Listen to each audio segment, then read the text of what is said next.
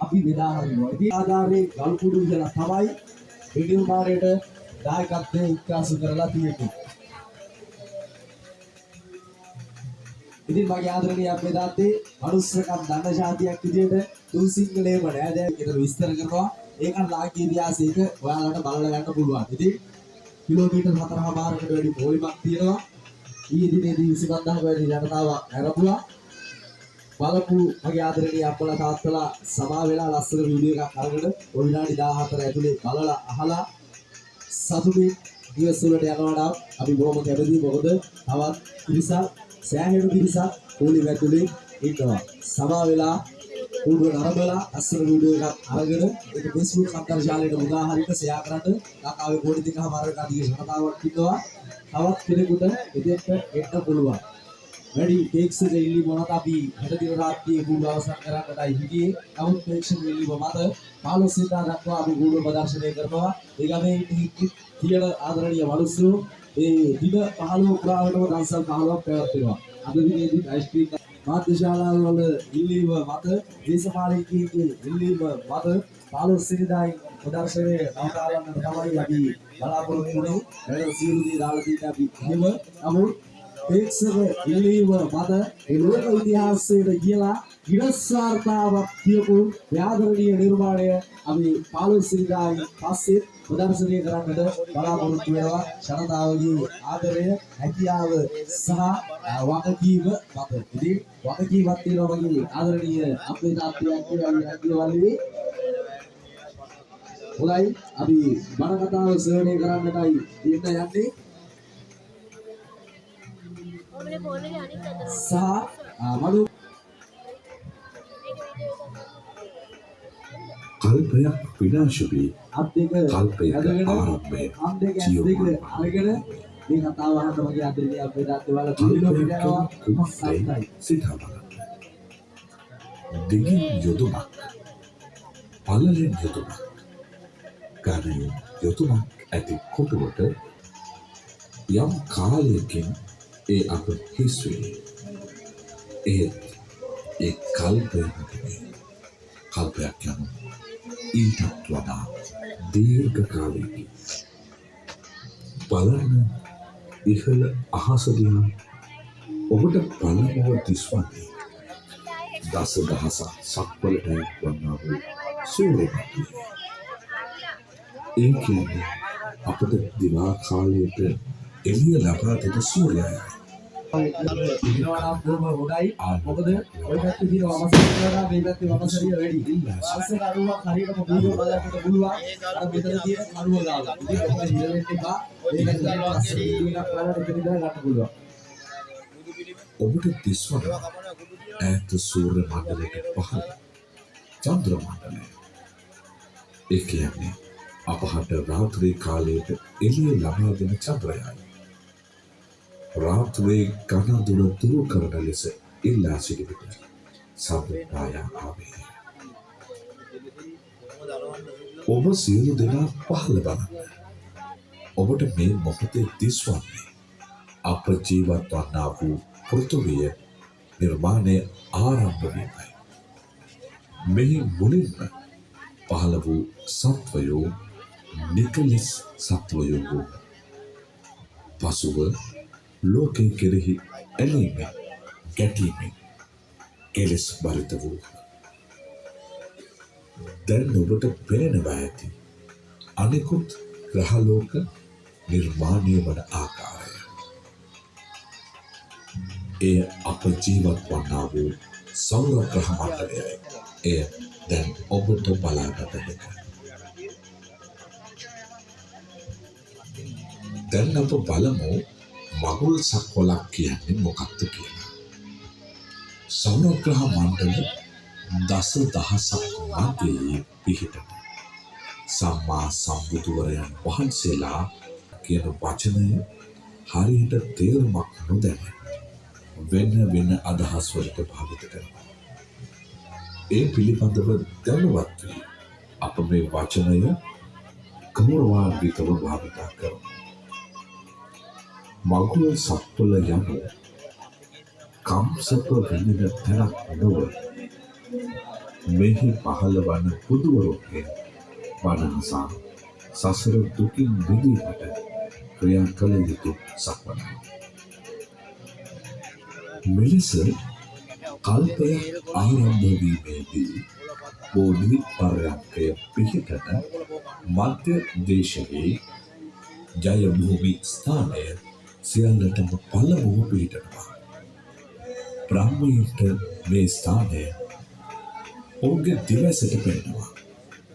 ලෝකයක් ආරම්භ වනකොට චිත්තජ කිරණවලින් හැදිච්ච නිලුමට බ්‍රහ්මයන්ගේ පුණ්‍යාර්ථයට ඔවුන්ට පහළ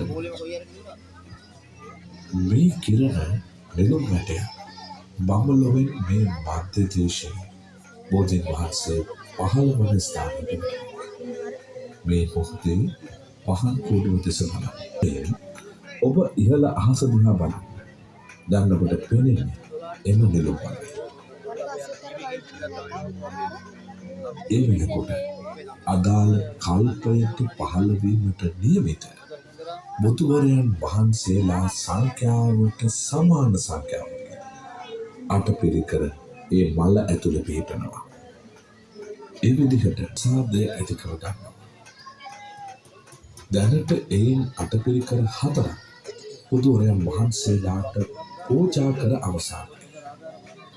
මතු බුදුවරණ මෛත්‍රී බෝසතාණන් වහන්සේ උදෙසා ඇති අටපිරිකර තවමත් ඉතිරි වී පවතිනවා. අප සිදුහත් බෝසතාණන් වහන්සේ ප්‍රති මහා බ්‍රහ්මයා විසින් ගටිකාර බමුණු වේසයෙන් පැමිණ පූජා කරනු ලබන්නේ එම අටපිරිකර පූජාවයි. පහන් ගුණේ පහළ පාදම දෙස බලන්න. ඔබට දැක බලාගත හැකියි. ඔබ දැන් පහළ බලන්න. අප සිදුහත් බෝසතාණන් වහන්සේ මහා මායා දේවියගේ මව් කුසින් පහළ වීමේ අසිරිමත් සිදුවීම දැක බලාගත හැකියි. අත වස්තුන් 7ක් ඇත. ලොව අන් කිසිදු සත්වයකට මේවා හටවන්නේ. එම වස්තු මෙසේ දක්වමු. ජය ශ්‍රී මහා බෝධිය, මධ්‍ය මණ්ඩලය, යශෝදරා දේවිය, කාන්තකාශ්වය, කාලුදායි ඇමතුමේ මන්ත්‍ය දේශයේ පිහිටන බෝධි පර්යන්කයක් දැකගත හැකියි. මේ තුන් ලෝකයේම කම්පා කරමින් හා ලෝකාන් කිරක නරකය පවා එළිය කරමින් අප ගෞතම සම්මා සම්බුදුරජාණන් වහන්සේ බුද්ධත්වයට පත්වන අවස්ථාව දැක ගන්නවා. අප බුදු පියාණන් වහන්සේ සම්මා සම්බුද්ධත්වයට පත්වීමෙන් පසු පළමු ධම්සක් සූත්‍රය දේශනාවක් සමග ලෞකික වූ දිව්‍ය බ්‍රහ්ම තල ගැන සසරේ ඇති භයාකාරත්වය පෙන්වන සතර අපාගත තත්වය ගැන මනාව දේශනා කරන ලදසේක. ඔබ ඉහළ අහස දෙස බලන විට පෙනේ දිව්‍ය විමානවල වැඩවසෙන දිව්‍ය බ්‍රහ්මාදී පිරිස. අප නිර්මාණය කර ඇති පෘථිවිය දෙස බලන්න. සංසාර ගමන කෙතරම් භයානකද. නිමාවක් නොමැතිද යන්න විවර වන පෘථිවි තලයෙන් අපට පෙනෙන්නට. ලෝක සත්වයන්ගේ දුෂ්චරිත ක්‍රියාකලාපය නිසා අපාගතව දුක් විඳින අපාගත වීම ඔබට පෙනෙනවා. මෙලෙස ලෝ සතුන්ගේ දුක නිවා තමමින් අමා මහ නිවන පෙන්වා දෙමින් 45 වසක් පුරාවට උන්වහන්සේ වැඩ විසූසේක. දස දහසක් සක්වලම කම්පා කරමින් උපවත්තන සල්ලිය අප මහා සම්මා සම්බුදුරජාණන් වහන්සේ පිරිනිවනට වැඩිසේක. ගෞතම බුද්ධ ශාසනයෙන් අනතුරුව නැවත ආරම්භ වීමට නියමිතව ඇත්තේ මෛත්‍රී බුද්ධ ශාසනයයි.